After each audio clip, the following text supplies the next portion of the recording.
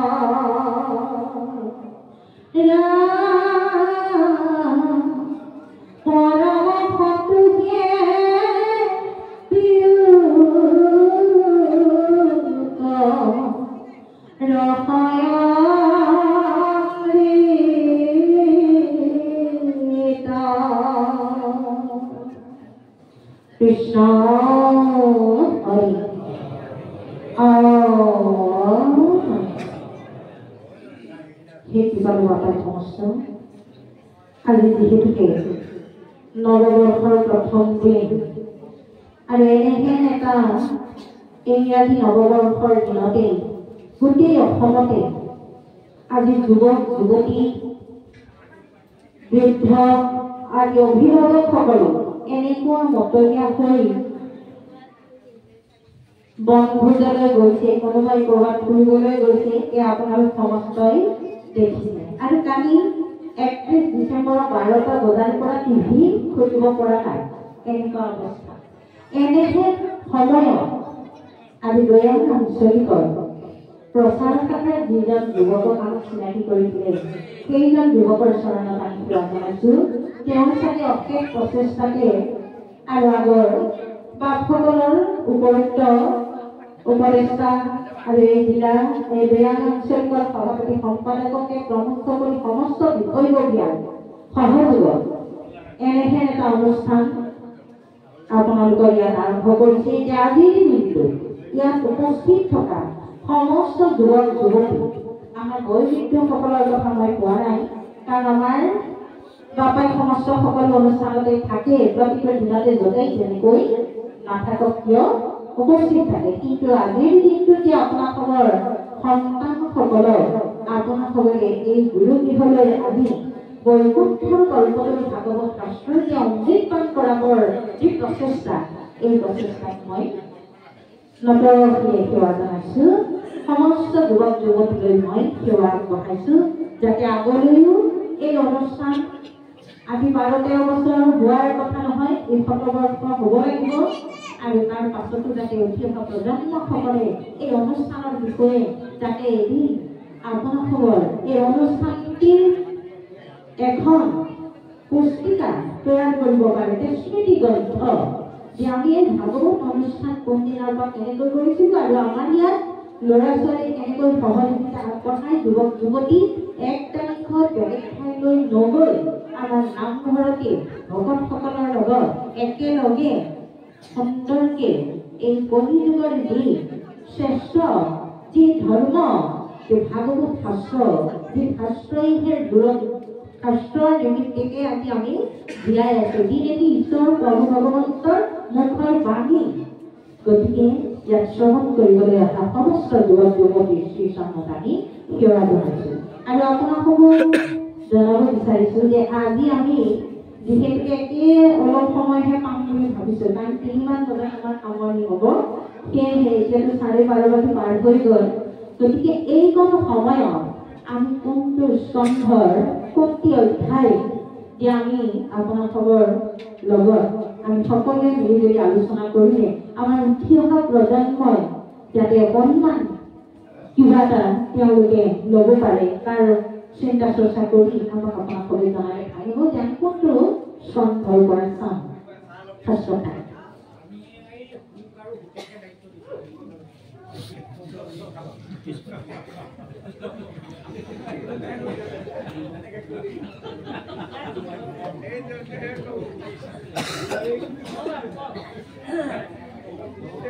ইয়াতে বাইকখনৰ বাপেকজনো আছে বুলি কৈছিলে চিনাকি কৰিছিলে আমি বাপৰ চৰণত সেৱা জনাইছিলে আমি বাইকখনৰ নহয় আমিও আপোনালোকৰ দৰে আমি শিকিহে আছোঁ আইসকলৰ ভিতৰত যাতে আমি আইসকলে কিবা বুজি পোৱাকৈ কিবা ক'ব পাৰোঁ নেকি ভাগৱতৰ আৰম্ভণি কৰিছোঁ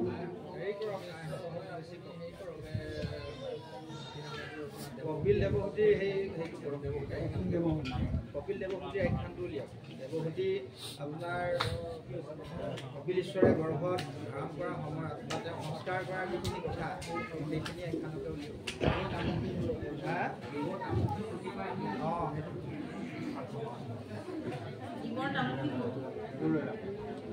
মানৱ জুনি প্ৰাপ্তি ৰোগ তামুকিক জ্যোতি বৰ্ণনা একেবাৰতে এই পৰম শ্ৰদ্ধাৰ ভক্তি মাতৃ দেৱভূতি মাতৃশক্তি আই সমস্ত আপোনালোকৰ জীয়ৰী সমস্তও আহিছে পুত্ৰসকলো আহিছে এই আখ্যানটিয়ে কিন্তু আমাক সমস্তকে জ্ঞান ল'বৰ কাৰণে লাগিছে যে মানৱ জুনি প্ৰাপ্তি কেনেকৈ আমি মানৱজনী পাইছোঁ আৰু মাতৃ গৰ্ভত আমি কেনেকৈ থাকোঁ আৰু মাতৃসকলৰ কৰ্তব্যনো কি এই কথাখিনি ইয়াত বৰ সুন্দৰকৈ ওলাব আমি ব্যাখ্যা নকৰিলেও কিন্তু আপোনালোকে যদি সুন্দৰভাৱে শ্ৰৱণ কৰে আমাৰ উদ্বোধক বাপে কৈছে যে সুদৃঢ়ভাৱে একচিত মনে কায় বাক্য মনে নহয় শ্ৰৱণ কৰিবলৈ কৈছে আৰু পৰীক্ষিতেও সুকমণিয়ে যেতিয়া পৰীক্ষিতৰ প্ৰশ্নসমূহৰ উত্তৰ দিবলৈ গৈছে তেতিয়া কিন্তু পৰীক্ষিতক কোৱাৰ চলে আমালৈ দিছে সাৱধানবাদ দেহে ৰাজন তুমি কৰা প্ৰশ্নসমূহৰ মই এতিয়া উত্তৰসমূহ দিবলৈ আগবাঢ়িছোঁ তুমি সাৱধান হোৱা এই সাৱধানটো কিন্তু পৰীক্ষিত কৰাৰ চলে আমি কলিযুগৰ সমস্ত পৰীক্ষিতলৈ এই হাৰ বান্ধি দিছে যে আমি সাৱধান হ'ব লাগিব আমাৰ সাৱধান কোনটো হ'ব যে আমি প্ৰথমে হৰিধ্বনি দিছোঁ এই হৰিধ্বনিৰে আমাৰ সমস্ত মনটো একত্ৰিত কৰি আমি কৰি ল'ব লাগিব নহ'লে বাৰু গতিকে হৰিধ্বনি দিয়াৰ লগে লগে আমি যোনেই যেনেকৈ নাচোঁ কিয় আমাৰ মনলৈ এটা ভাৱ আহে যে এতিয়া আৰম্ভ হ'ব ভাগৱত আমি শ্ৰৱণ কৰিব লাগিব বা নাম আৰম্ভ হ'ব আমি সুন্দৰকৈ থাকিব লাগিব এনেধৰণৰ মাত কিছুমান হয় গতিকে তাৰ বাক্য মন এক চিটে যদি আমি আজি ভাগৱতৰ কথা শ্ৰৱণ কৰোঁ তেতিয়াহ'লে এই অনেক জন্মৰ ফলত যে আমি মনুষ্য জন্ম লাভ কৰিছোঁ, এতিয়া সেই অনেক জন্মৰ পুণ্যখিনি যে আমি ক্ষয় কৰি গৈছোঁ নে তাত সঞ্চয় কৰিছোঁ, সেইখিনি আমি ইয়াত অনুভৱ কৰিব পাৰিম।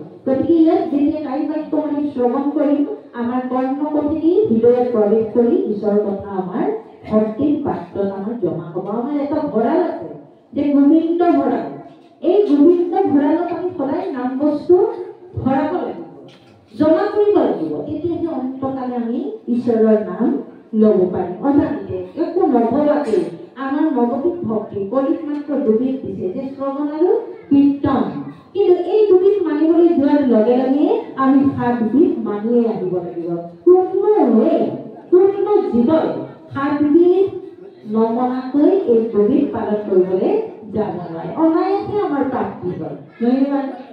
গতিকে ইয়াৰ অৰ্থখিনি আমি সকলোখিনি পাই যাম।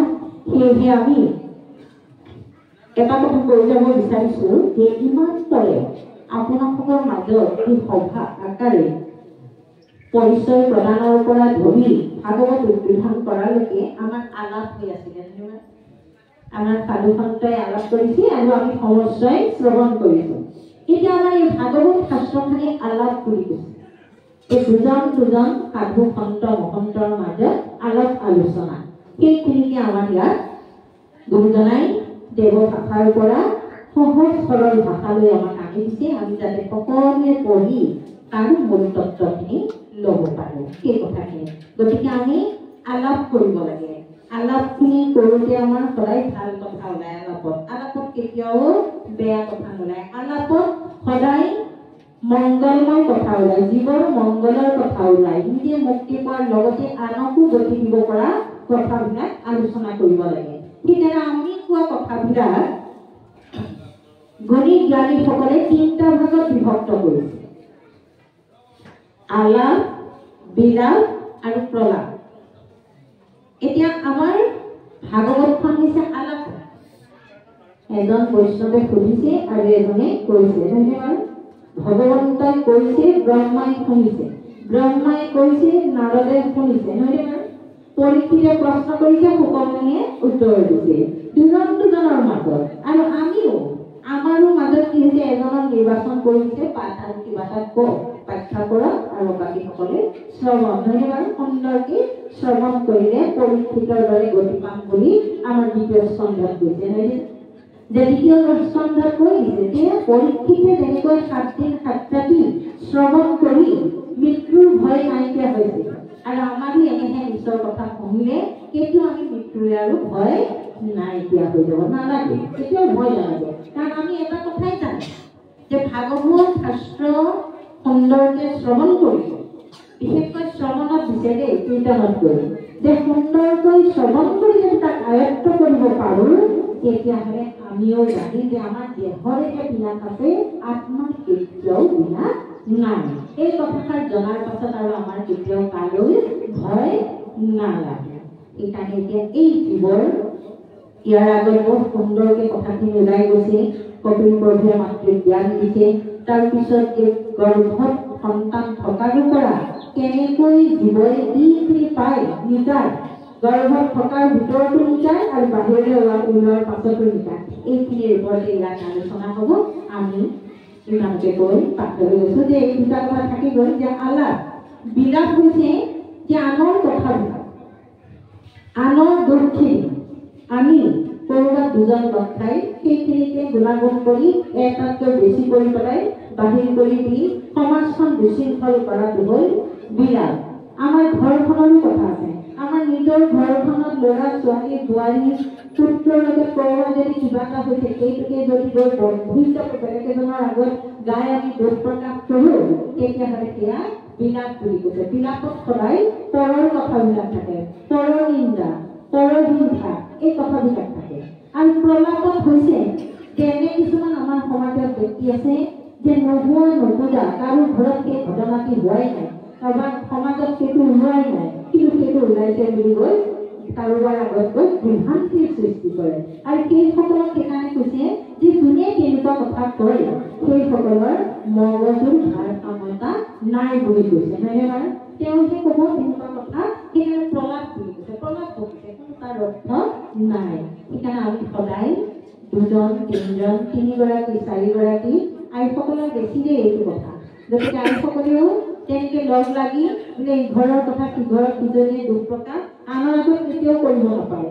নিজৰ দোষখিনি আপুনি দিবলৈ যদি আছে, কাৰোবাক শুনাবলৈ আছে, তেতিয়াহ'লে আপোনাৰ আত্মাতে ভগৱন্ত আছে, তেওঁৰ আগত নিবেদন কৰক, তেওঁহে আপোনাক প্ৰতিকাৰ দিব। আনে কিন্তু দিব নোৱাৰে। আপোনাৰ কথাখিনি শুনি গৈ আকৌ বেলেগ এগৰাকী আগত আপোনাৰ ঘৰখনৰ মানে বদনামহে আনিব, বুজিলে বাৰু? গতিকে সেইখিনি নাপাতি আমি ঈশ্বৰৰ কথা পাতিবলৈ যত্ন কৰিব লাগে। কোনোবাই পাতি থাকিলেও তেওঁক টানি এজনী আনি যে কালি আমুক ওলাইছে, আমুকৰ ঘৰত ভাগৱত শুনিছিলোঁ, নাম শুনিছিলোঁ, ইমান ধুনীয়া লাগিছে, এই কিবা এটা উলিয়াই ঈশ্বৰৰ কথা পাতিব পাৰিলে আপোনালোকৰ চিন্তা হ'ব। গতিকে আমি সদায় আলাপ কৰিব লাগে। বাৰু যি নহওক, আমি এতিয়া পাঠৰ মাজলৈ আহিছোঁ আপোনালোকৰ চৰণত সেৱা জনাই। কৃষ্ণ 3য় স্কন্ধ মানৱজনী প্ৰাপ্তি ৰোগ তামসিক গতি বৰ্ণনা। দুবৰি কপিলা বদতি মানৱী জীৱন বিকাৰা জাতা কৰ্মৰ হিচাই পুৰুষ দদাই প্ৰৱেশ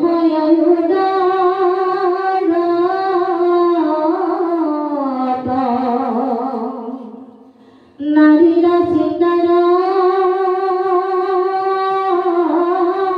সময় বেলাত ৰেত সহিতে গৈ স্ত্ৰীৰ শুনিতে একেলগ ভূঞা উদৰ তলৰে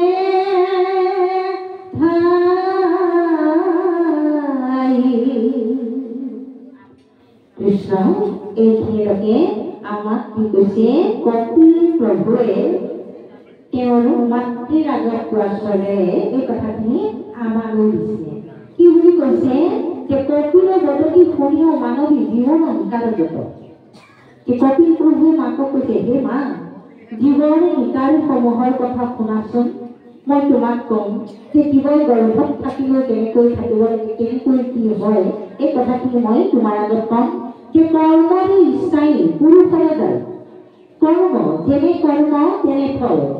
গতিকে আমি এটা জীৱৰ সৃষ্টি কৰিবৰ প্ৰাক মুহূৰ্তত আমি পত্নী স্বামী স্ত্ৰী আমি কেনেকুৱা মনোভাৱেৰে আছো। স্বামীৰ মনোভাৱ আৰু পত্নীৰ মনোভাৱ, এই দুয়োজনৰ ভাৱনাবিলাক এক হৈছেনে নাই?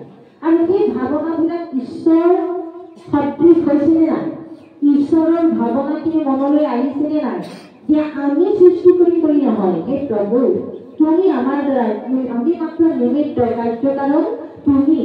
গতিকে আমি এই সংসাৰৰ বঢ়াবৰ কাৰণে, জীৱৰ আহ্বানৰ কাৰণে আমাৰ ঘৰখনলৈ এটা নৱ যাদৱ আনিবৰ কাৰণে, এটা জীৱ আনিবৰ কাৰণে আমি চেষ্টা কৰিছোঁ। সেই প্ৰভু তুমি আমাক কৃপা কৰি যাতে এজন ভাল জীৱ আমাৰ দিবলৈ পঠোৱা।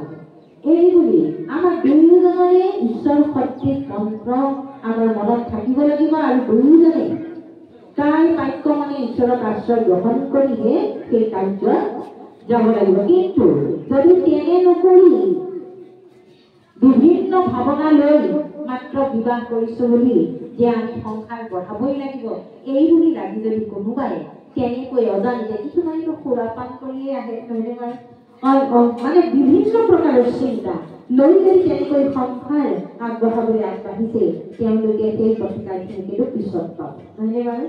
গতিকে এই আধ্যাত্মিৰ পৰা আমাক কৈছে যে কৰ্মৰ ইচ্ছাই যেনে কৰ্ম তেনেহে বস্তু পাব। গতিকে আমি কৰ্ম কেনেকুৱা কৰিব লাগিব?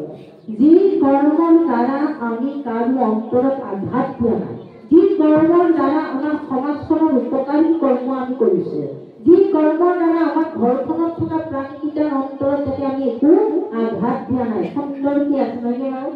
মৰম, স্নেহ, প্ৰীতি, এই আটাইখিনি, কাৰণ বৈকুণ্ঠত বেয়াখিনি নাথাকে। দম্ভ, অহংকাৰ, কাম, ক্ৰোধ, লোভ, মোহ এইখিনিয়ে যাতে আমাৰ ঘৰখনত বিৰাজমান হৈ থাকিব নোৱাৰে। সেইখিনি মহিমূলৰ অৰ্থই হৈছে ঈশ্বৰৰ নাম। আমি যদি নিজে ঈশ্বৰ খোৱা ঈশ্বৰ ভক্তি কৰি আমি আগবাঢ়িছোঁ, তেতিয়াহ'লে আমাৰ গৰ্ভত স্থিতি হোৱা সন্তানো আমাৰ ভাৱনাৰ দ্বাৰা তেওঁ আমাৰ ভাল হৈ যাব। কাৰণ তাৰ প্ৰমাণ বহুত আছে, আমি পিছলৈ কম সেইখিনি কথা যে ঈশ্বৰক ভাবিলে কেনে পুত্ৰ পোৱা যায়। এইখিনি মাত্ৰ ইয়াত আৰম্ভহে কৰিছে যে নাৰীৰ চিংগাৰৰ সময় বিলাকৰ এটা কৰিতে যায়, স্ত্ৰীৰে শনিতে একেলগে দিয়া উদৰত লয়ে ঠাই। এইখিনি কথা সমস্যাৰ বুজি পাইছে বুলি আমি ধৰি লৈছো। কৃষ্ণ এক ৰাত ভয়ে দুই লগ হয় বটুল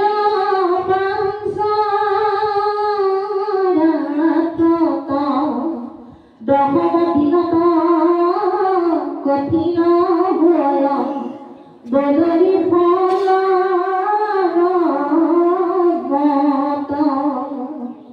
পাছে দুই মাকে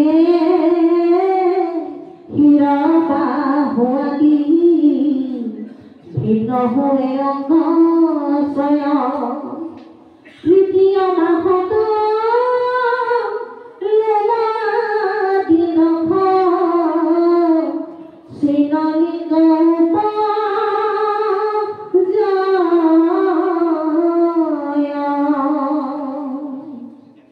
এতিয়া কৈছে মাত্ৰ এটা ৰাতি, এই ৰাতি বুলি কোৱা নাই বাৰু, এটা ৰাতি আপোনাৰ এটা সন্তান পাবৰ কাৰণে আপোনাৰ এটা ৰাতিয়েই যথেষ্ট।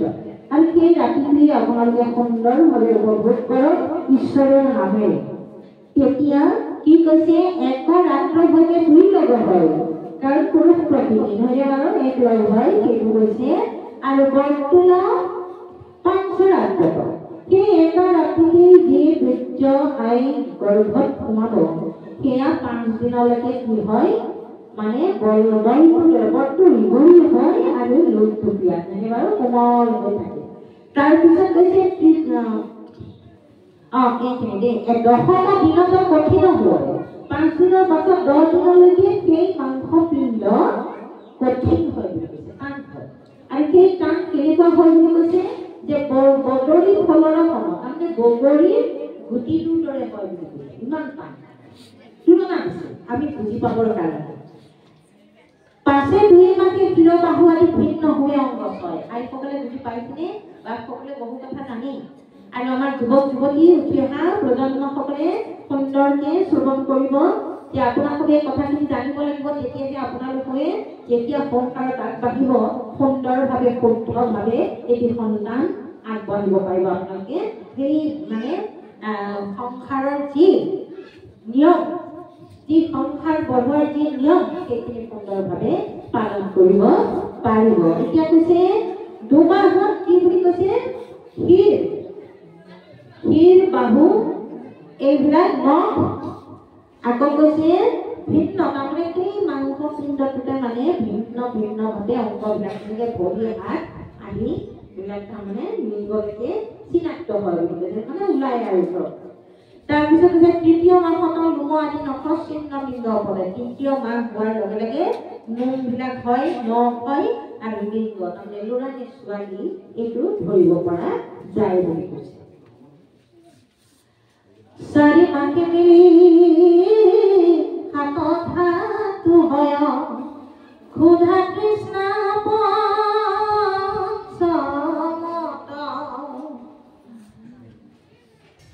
6 মাহ হলে জানো যেন চলে বেন হয় পাৰ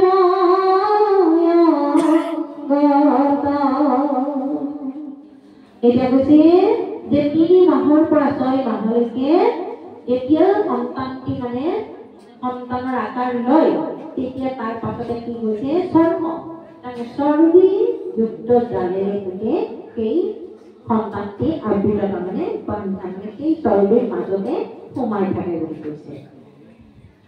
মাতৃৰ দক্ষিণ উদৰত ভাৱে খনি দুৰ্গ যেন মতে তুকে বালক তাৰ কথা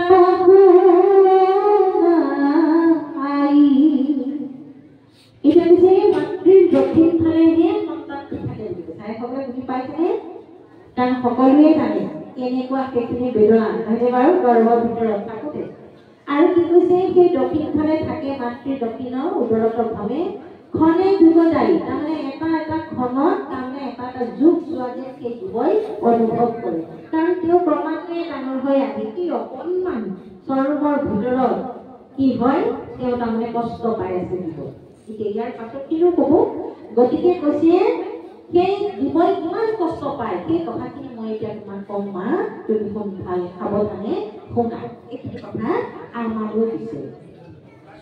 আইপায়নী নামে নারী গুতকার নারীত হুয়াছে বন্ধ শ্রীর আগত কেহি মত কিন্তু নারী আছে বন্ধ। এতিয়া ইয়াত এটা কথা কৈছে যে আইপায়নী নামে নাৰীৰ সংযোগৰ দ্বাৰা সন্তান আৰু মাতৃৰ লগত এই নাৰীডালৰ সংযোগ আছে। আৰু এই নাৰীৰ মাজেদিয়ে মাকে যি খায় এই সমস্ত সেই সন্তানটিয়ে পায় বুলি কৈছে। আমাৰ দেশত আমাৰ প্ৰত্যেকৰ শৰীৰটো ৭২,০০০ নাৰীৰে আবৃত, কিন্তু আমাৰ আইসকলৰ এডাল নাৰী বেছি, সেইডালে হৈছে আইপায়নী নাৰী। সেই আইপায়নী নাৰীডাল কাৰণ আমি আইসকলে গৰ্ভধাৰণ কৰিব পাৰোঁ, গতিকে আমি ধাৰণ শক্তি আছে।